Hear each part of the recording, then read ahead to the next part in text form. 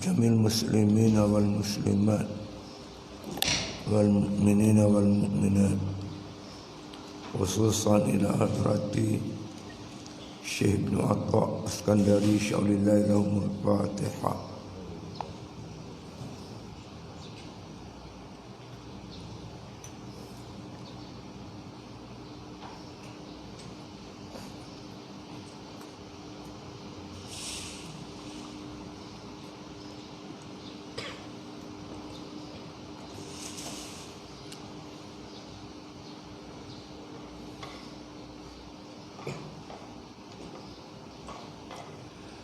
Bismillahirrahmanirrahim.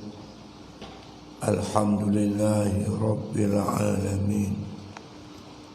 Wassalatu wassalamu ala asyrafil anbiya wal mursalin wa ala alihi wa sahbihi ajma'in. Qala musannif rahimahullah ta'ala fi kitabih Al-Arifuna, itulah Al-Arifuna iza busitu akhwafu minhum iza qubidu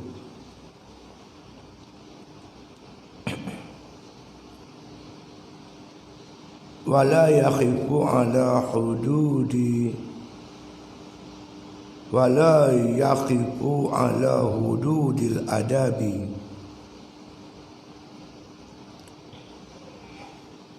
fil basti illa qalil. Al-arifuna iza busitu akhwafu minhum iza qubidu wala yakhifu ala hududil adabi fil basti illa qalil. Bermula orang yang arif itu apabila disukakan mereka itu terlebih takut daripada mereka itu apabila didukakan mereka itu,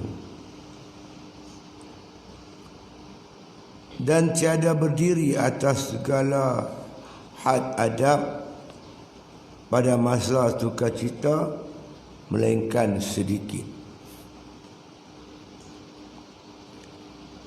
Ini lagi berkaitan dengan orang yang arif. Orang yang arif ni disebut para arifin. Orang yang mengenal Tuhan dengan kenal yang yakin, yang sempurna.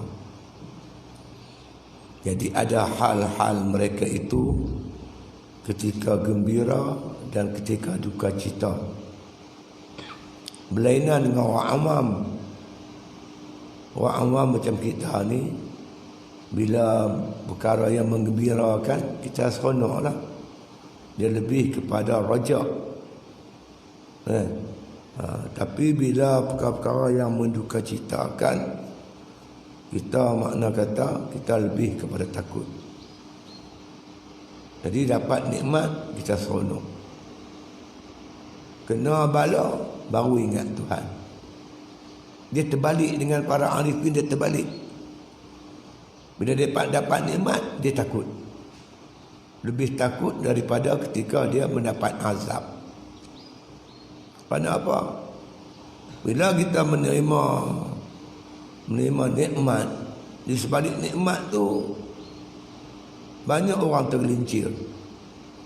Ni kita boleh tengok orang yang susah rajin main masjid, tapi bila dia senang, dia jarang-jarang dah datang masjid.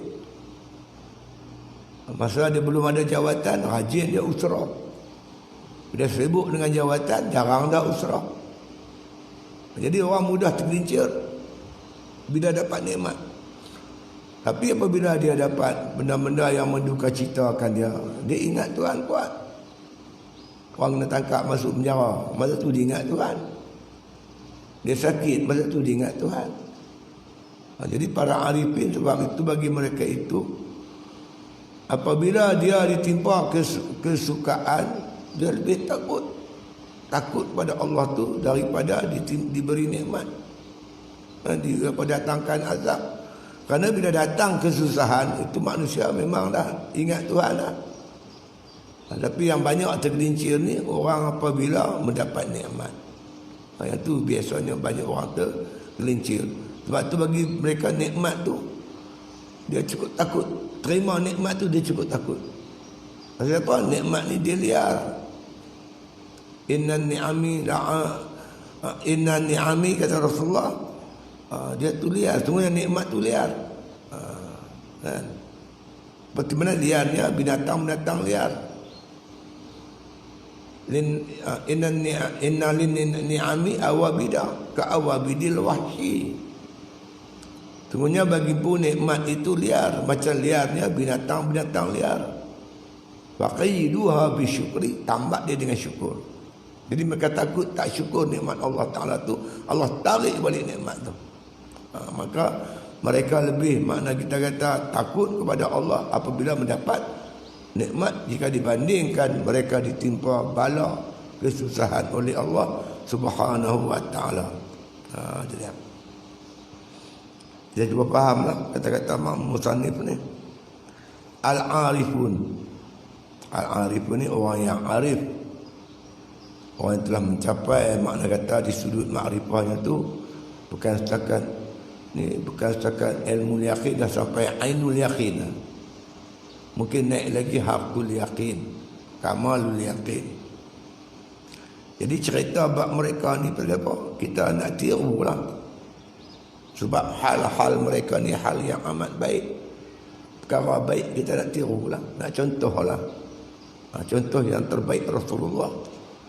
Lepas Rasulullah para sahabat tabi'in, kemudian tabi'in. Mereka ni semua orang baik-baik, orang yang arif, yang kenal Allah dengan kenal yang yakin. Jadi oleh kerana mereka berjalan di atas jalan yang betul, kita nak kena ikut lah. Baik sangat, elok sangat kita ikut. Apa hal keadaan arifun ini? Para arifin, iza busitum,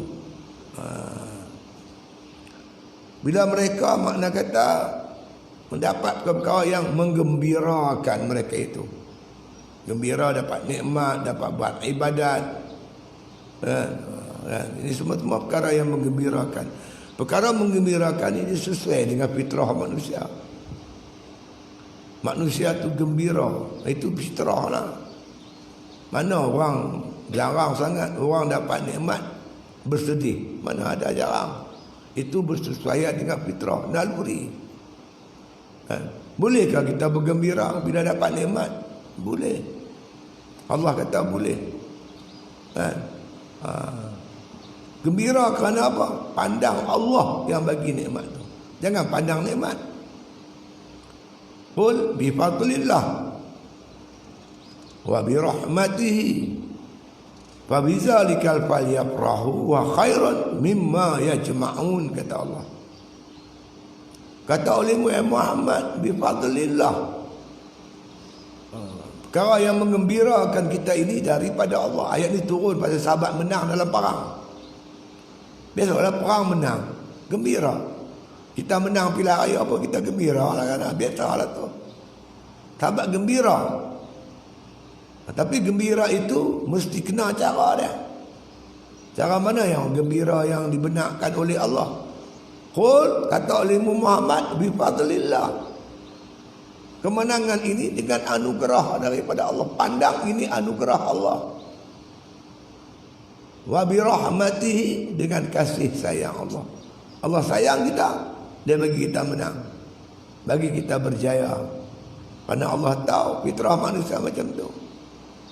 Bila dia menggembirakan, bila dia berjaya. Dan ayat yang lain Tuhan kata apa? Tuhan sebut apa nama dalam ayat berkaitan rangsangan daripada Allah untuk pejuang-pejuang Islam. Yaghfir lakum dzunubakum wa yudkhilkum jannatin tajri min tahtihal anhar wa masakin thayyibatan fi jannati adnin. Tiga ni semua kita dapat di akhirat besok. yaghfir lakum dzunubakum, di akhirat besok Allah ampun dosa kita. Wa yudkhilkum jannatin tajri min tahtiha al-anhar, Allah masukkan kita ke dalam syurga yang mengalir bawahnya itu anak-anak sungai. Ya. Wa masakin tayyibatan fi jannati adnin, Allah masukkan kita ke dalam syurganya yang bernama Jannatu Adnin. 3 ni semua akan dapat di akhirat besok. Apa yang kita dapat di dunia? Wa ukhra tuhibbunaha nasrun minallah wa fathun qarib. Satu lagi khabar yang menggembirakan kamu, benda yang kamu cukup suka bagi pejuang-pejuang Islam ni. Fathun minallah, kemenangan daripada Allah, wa fathun qarib, dan pembukaan yang hampir. Bila Islam menang, dia akan buka negara itu dengan Islam, hidayah, petunjuk, dakwah, tertegaknya hukum Allah. Ini menggembirakan kita. Boleh tak kita bergembira? Boleh, kata Allah, dengan syarat kita menyatakan, ingat di hati, kemenangan ini daripada Allah. Qul bi fadlillah, anugerah Allah. Wa bi rahmatihi, anugerah kurniaan kasih sayang Allah Subhanahu wa taala. Fa bidzalika falyafrahu, dengan sebab itu mereka gembira. Gembira kerana apa? Kerana pandang mata hati anugerah Allah. Allah pilih kita. Dengan anugerah dia, Allah akan campurkan kasih sayang dia kepada kita dengan kemenangan tersebut. Wa khairun mimma yajma'un, ini lebih baik daripada apa yang kamu himpunkan. Mungkin bila dah menang dapat ghanimah, dapat jawatan, dapat memerintah, ini semua kecil. Yang besarnya anugerah Allah Ta'ala tu. Itu seronok. Macam tu tak apa. Jangan gembira kerana kita kata ini strategi aku, ini usaha aku, ini ikhtiar aku. Itu tak boleh. Itu namanya ujub. Itu namanya ujub. Kita berhempas pulas 4 tahun dapat Quran, dapat khatam, dapat hafal 30 juzuk. Boleh tak kita seronok? Seronoklah mak kita, seronok buat kita, seronok buat kenuri. Seronok macam mana? Qul bi fadlillah. Ini anugerah Allah. Allah pilih kita jadi hafiz. Wa bi rahmatihi, dengan kasih sayang Allah, Allah makna kata mudahkan kita menghafal Quran. Pandang itu, gembira tu tak apa. Gembira macam tu tak apa. Yang tak boleh, seronok dengan title hafiz. Kita duduk di pentas apa nama yang saya hormati Ustaz sekian-sekian Al-Hafiz, kita kembang dada kita. Tak sebut Al-Hafiz bukan com. Itu tak boleh lah. Kan? Gembira dan Islam ni, gembira pun ada cara. Seronok pun ada cara. Bukan tak ada cara, ada cara. Seronok pun ada cara. Jadi al-arifun iza busritu, para arif apabila mereka, makna kata berlaku pada mereka perkara-perkara yang menggembirakan, menyeronokkan mereka. Apa sini? Nikmatlah. Nikmatlah. Akhwaku minhum, lebih takut bagi mereka itu. Bila dapat makna kata nikmat, lebih mereka takut. Ya. Iza qubidu, ya. Apabila berlaku benda-benda yang mendukacitakan. Jadi para arif ini bila berlaku ke atasnya perkara yang menggembirakan, yang menyeronokkan, lebih mereka takut daripada apabila mereka mendapat perkara yang mendukacitakan. Kemalangan, kebakaran, kematian, apa-apa saja perkara yang mendukacitakan kita, jika dibandingkan mereka itu perkara yang menggembirakan dengan mendukacitakan, mereka lebih takut bila berdepan dengan perkara-perkara yang menggembirakan. Antara menang dan kalah, dia lebih takut menang daripada kalah. Itu orang tanya kita, macam mana ni? Saya biasa bertanding. Saya bukan takut kalah, takut menang. Takut menang. Lepas tu bila kalah bertanding di Dun Pasir Panjang, kalah 500 undi. Alhamdulillah. Sebab bila kita menang, kita memegang jadi wakil rakyat, tanggungjawab dia cukup berat. Jadi pemimpin ni tanggungjawab dia cukup berat. Sayyidina Umar yang tahu tentang soal tanggungjawab kepimpinan, tiap-tiap malam belum tidur, dia pegang rotan satu, dia muhasabah. Dia teringat apa yang silap yang dia buat, dia pukul badan dia. Dia pukul badan dia. Bila dia mati, orang mandikan mayat dia, tengok belakang dia berberak-berak bekas pukulan.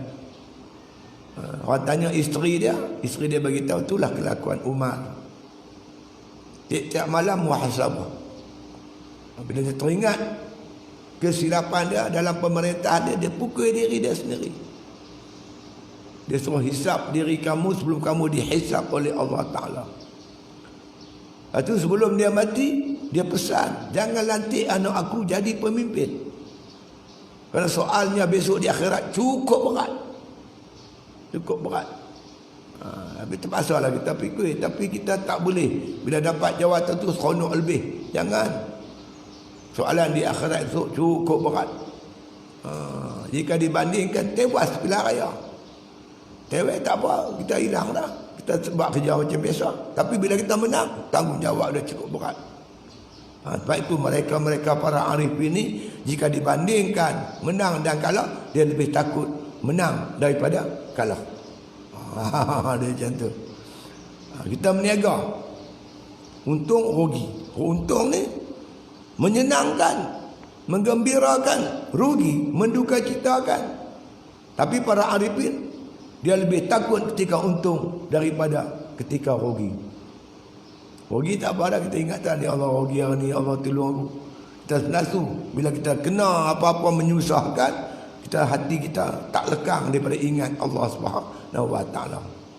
Tapi bila kita dapat benda yang menyeronokkan, biasanya lupa. Banyak orang lupa. Lupa daratan, lupa Allah Subhanahu Wa Taala. Itu kita takut. Banding miskin dengan kaya. Masa dia miskin, dia rajin main masjid. Bila dia kaya, dia lupa masjid. Kan? Ini benda-benda biasa berlaku, lumrah berlaku pada manusia. Sebab itu para arifin, dia lebih takut ketika mendapat nikmat atau perkara yang mengembirakan daripada perkara yang mendukacitakan.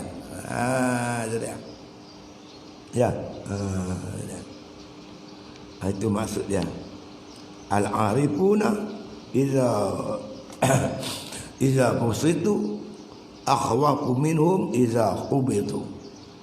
Para arifin, apabila makna kata perkara menggembirakan berlaku terhadap mereka itu, lebih mereka bimbang, mereka takut daripada bila mereka qubitu, berlaku perkara yang mendukacitakan. Perbandingannya begitu. Qala musannif rahimahullah ta'ala,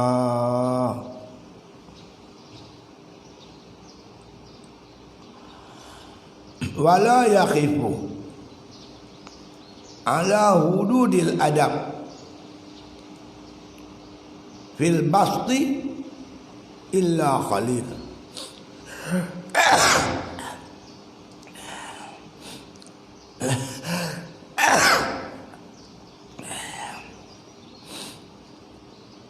Wala yaqifu, tidak terhenti, mana tidak berlaku, jarang berlaku, ala hududil adabi, di atas makna kata had-had adab. Orang yang digembirakan oleh Allah Ta'ala ni, mana jarang-jarang mereka tu berhenti melakukan adab-adab fil basti, apabila mereka gembira. Dapat benda yang menyeronokkan, jarang sangat orang yang jaga adab. Illa khali, melainkan sikit. Melainkan sikit. Orang yang mana dapat benda yang menggembirakan, jarang dijaga adab. Ada juga tapi tak ramai. Banyakkan gitulah. Kita tengok kawan-kawan kita dulu. Oh, sebelum menang cerita itu, cerita ini. Contoh Umar bin Aziz lah, Umar Al-Khattab lah, jaga harta negara. Cerita pasal apa? Cerita pasal Umar padam lampu lah, jaga pen pun jaga, dakwat pun jaga, minyak pelita pun jaga. Cerita ni kita dengar selalu, kan? Sena Umar orang datang jumpa dah, hang ni nak sembang dengan aku ni, nak bincang pasal negara ke peribadi? Oh, pasal peribadi. Padam lampu negara, buka lampu peribadi. Minyak pun kira. Cerita Tunggu Aziz dia buat sungguh. Dia keluar pada pejabat, dia tutup semua lampu. Pen dia pun ada pen kerajaan, ada pen sendiri. Nak tulis urusan kerajaan, pakai pen kerajaan. Dia tak guna kereta kerajaan. Pergi market semua guna kereta sendiri. Tunggu Aziz buat sungguh. Ini boleh kat depa jawatan. Serabut. Kelang kabut. Timbul macam-macam kes. Dosa peribadi 800,000. Yang ni juta, yang ni juta. Bila dapat kuasa, ikut cara orang biasa. Payah sangat orang dapat kuasa ni, nak kawal diri dia tu. Nak jaga diri cukup payah. Kita nampak manusia macam tu lah. Bila dia tak ada kuasa, dia cakap merendah diri. Dapat kuasa sombong, angkuh. Macam menteri apa, macam menteri ni, menteri wilayah persekutuan dulu, ugut penduduk kampung baru. Kalau tak maju air tanah, kami akan guna akta tanah negara. Oh boleh, nak paksa ambil tanah orang. Biasanya manusia ni bila dia berkuasa, dia lupa daratan, dia lupa Tuhan. Masa dia tak ada kuasa, kami lagi nak pujuk orang. Hari inilah perangai manusia kebanyakannya macam itulah. Bukan tak ada, tapi sikit dia. Manusia bila dapat nikmat, dia beradab dengan nikmat tu. Dia ingat ini nikmat daripada Allah. Tuhan bila boleh cari balik nikmat aku, sikit sangat. Sedikit tangan orang boleh buat macam tu. Kebanyakan mereka itu bila dapat nikmat, lupa terus Tuhan. Tapi bila kena bala, baru mereka sebut nama Allah Subhanahu wa taala. Dia bagi kita ni ikut para arifin, bila dapat nikmat berhati-hati, berjaga-jaga. Tuhan akan soal nikmat yang kita kecap tu. Jika dibandingkan dengan kesusahan yang kita tanggung, biasanya orang susah dia tak lupa Tuhan. Ingat Allah Taala bila dia susah. Itu biasa dah. Tapi bila dia dapat nikmat, dia lupa Allah Subhanahu wa taala. Lebih kurang macam itulah maksudnya. Jadi kita faham dah dia punya apa matan dia nak. Dia ni ke-81. Syekh Ibn Atta' ni kata-kata hikmat kita hikam ni 264. Kita ni masuk ke 81. Okeylah 81. Kita baca berapa bulan ni. Tengah tempat tu nak sampai sini ni makan masa hampir 20 tahun baru sampai tajuk ni. Dah sebulan sekali. Kita kalau boleh baca hari, kita boleh khatam dalam masa yang singkat. Jadi kata-kata hikmat Syekh Ibn Atta' ni ada lebih kurang 264. Ustaz Said Hawa, seorang ulama ikhwan daripada Syria, dia membahagikan kita hikam ni kepada 3. 1 sampai 100, 100 sampai 200, 200 sampai 264. 3 pasal. Kita ni masih pasal pertama. Pasal pertama persiapan untuk berjalan. Jadi kita nak berjalan, nak bawa kereta. Ini sebelum berjalan, sebelum bawa kereta tu bergerak. Tengok tayar, tengok minyak hitam, tengok air, tengok signal, tengok lampu, cek brek. Last sekali tengok lesen kita ada tak ada, hidup tak hidup, road tax, insurans, tu cek. Cek itu sebelum berjalan. Kemudian yang kedua dalam perjalanan. Kita akan jumpa lah itu ini. Kemudian dah sampai nak buat macam mana? Begitulah orang yang berjalan di jalan Allah Ta'ala ni. Sebelum berjalan dia kena ada ilmu. Al-ilmu imamul amal. Wal amalu tabi'uhu, kata Nabi. Ilmu tu imam bagi amal. Dan amalan tu ikut dia. Dibandingkan ilmu dengan amal, Rasulullah ibaratkan imam dengan makmum. Imam duduk depan, makmum duduk belakang. Dan makmum akan ikut imam. Imam rokok, makmum rokok. Imam sujud, makmum sujud. Kita dengan amalan gitulah. Orang yang betul, yang fahamnya, dia belajar. Dengan ilmu dia tu, dia beramal, beramal berlandaskan ilmu.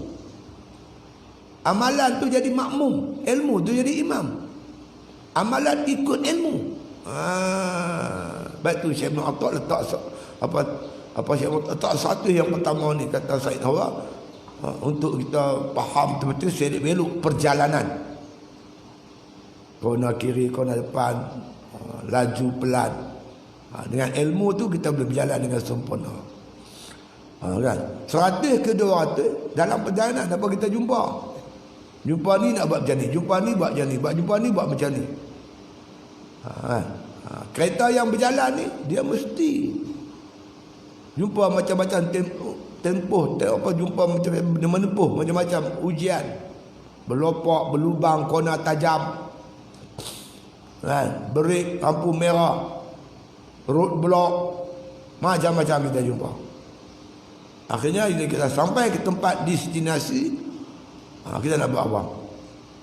Ingat yang kita boleh berjalan, boleh sampai, ini semua anugerah daripada Allah Ta'ala. Syukur banyak-banyak di atas nikmat Allah Ta'ala.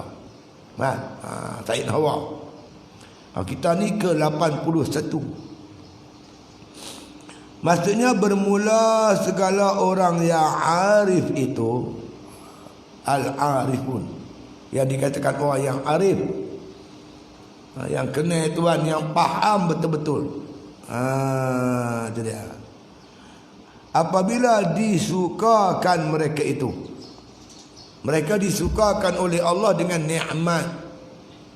Kalau berjuang, nikmat kemenangan. Kalau meniaga, nikmat untung. Kalau dia bertani, nikmat tanaman menjadi. Nelayan, nikmat dapat ikan. Orang hafal Quran dapat nikmat menghafal seluruh isi kandungan Quran. Orang beribadat dapat bangun malam. Ini nikmat yang menyeronokkan. Segala orang arif apabila disukakan mereka itu, terlebih takut daripada mereka itu apabila dia kata apabila didukakan mereka itu.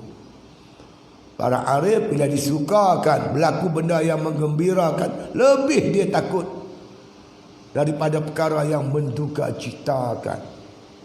Apa menduka citakan? Bala, bencana, sakit, demam, rugi perniagaan, kan? Apa lagi? Kematian. Ini semua benda-benda menduka citakan. Jika dibandingkan benda yang menggembirakan dan menduka citakan, dia lebih takut bila ditimpa perkara yang menggembirakan. Dibandingkan nikmat dengan bala, dia lebih takut ketika mendapat nikmat jika dibandingkan ketika mendapat bala. Dia terbalik, kita ada dapat nikmat seronok, dapat bala susah hati, dia tak. Susah hati dia tu bila mendapat nikmat. Puak-puak arif ini pasal apa?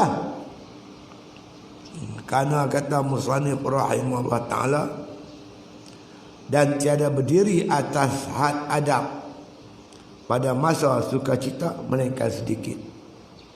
Payah orang yang dapat nikmat ni nak jaga adab. Dia dapat nikmat lupa dah, ada adab tu dah lupa dah. Sopan santun dengan orang ramai, dia lupa dah, banyak lupa daratan. Saya mau memerintah macam Omar Ibn Aziz. Itu dulu.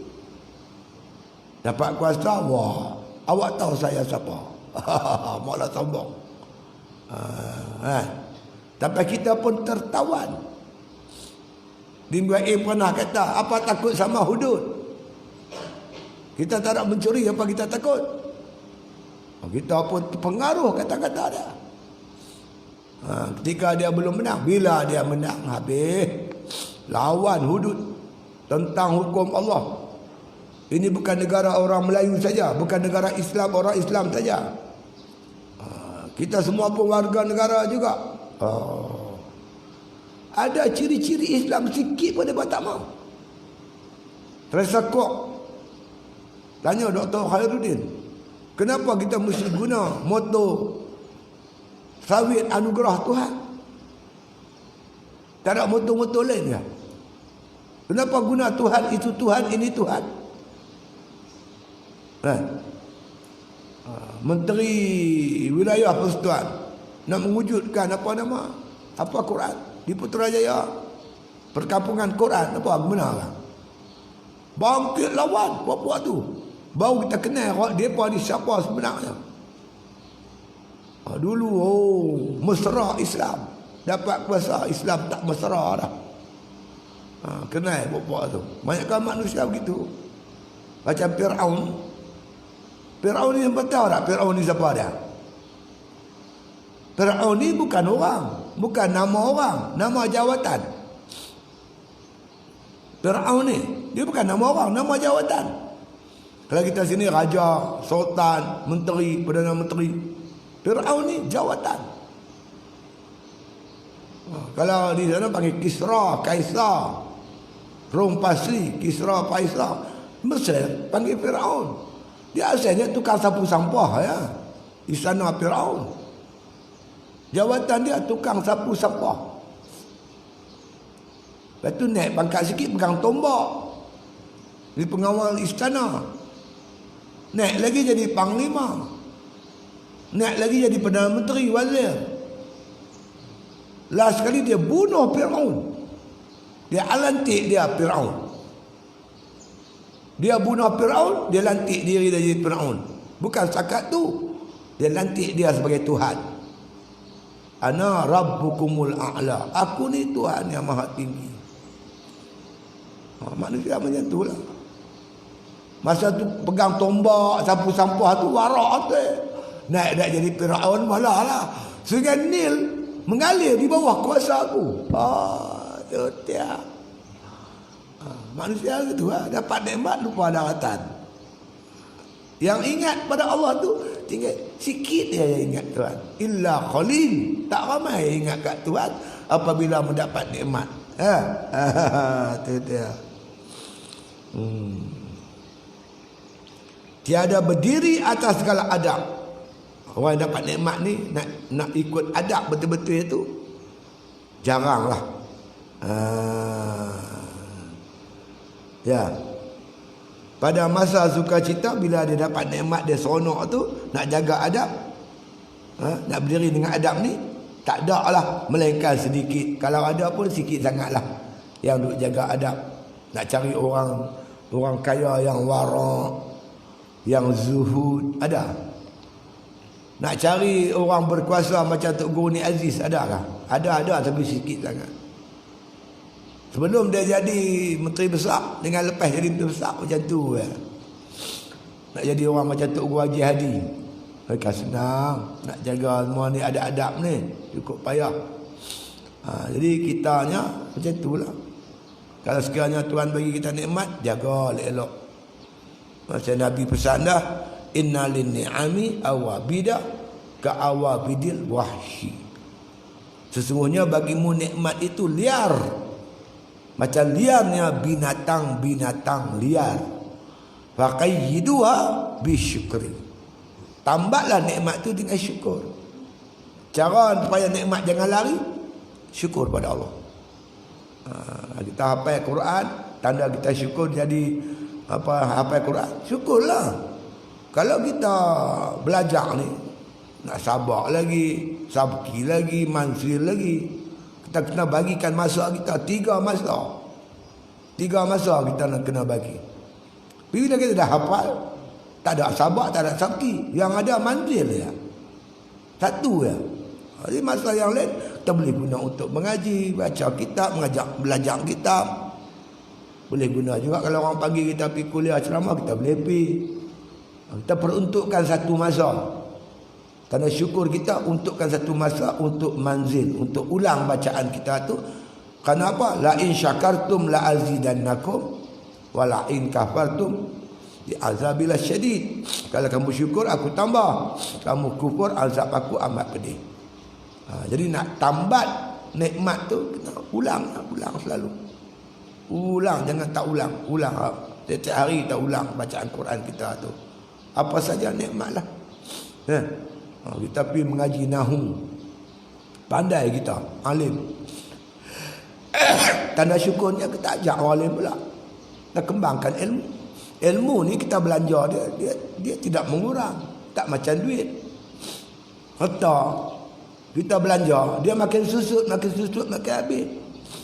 Ilmu lagi kita belanja, dia lagi berkembang. Lagi kita ajak orang, kita lagi ingat, kita lagi muda, kita lagi banyak kepahaman kita. Ada ilmu macam tu. Hati tanda syukur, kita ajak orang lain pula. Apa-apalah ilmu kita. Kita ada harta, kita belanjakan, lagi kita belanja, harta kita lagi banyak. Dia macam tu. Jadi semua nikmat ni harus disyukuri. Kesimpulannya pada begini, fahamlah kita adab-adab orang arifin. Bila dapat nikmat, mereka lebih takut kepada Allah daripada mereka mendapat bala atau perkara yang mendukacitakan. Jadi kita ikutlah perangai atau akhlak para arifin yang cukup mulia, kerana adab-adab inilah makna adab Rasulullah, adab para sahabat, para tabi'in dan para tabi'in. Wallahu a'lam. Al-Fatihah.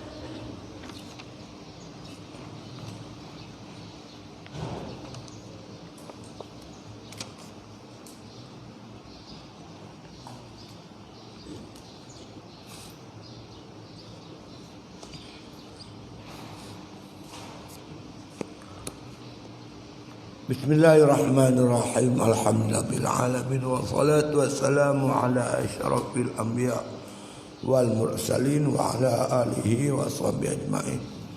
Allahumma arzuqna hubbak wa hubba man ahabbak wa hubba ma yuqarribuna ila hubbik waj'al hubbaka ahabba ilaina minal ma'il barid. Sallallahu ala khair khalqihi Muhammadin wa ala alihi wa sahbihi sallama walhamdulillahi rabbil alamin.